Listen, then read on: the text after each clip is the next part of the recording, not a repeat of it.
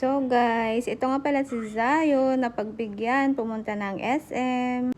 Ayan, 2 years old pa lang siya dyan mga guys. Diba, ang hilig-hilig niya ng mamasyal. I think mga December to kasi may mga Christmas lights, mga Christmas decors. Ayan, 2024.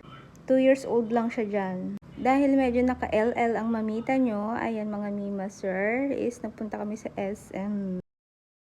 Ngayong 2025, buntis na naman ang Mima Sir nyo, malapit na naman mga anak.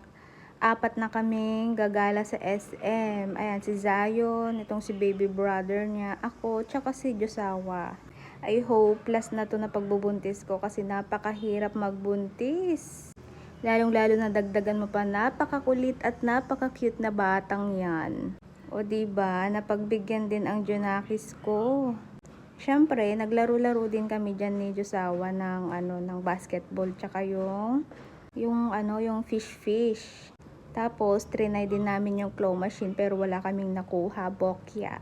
So, ayan lang.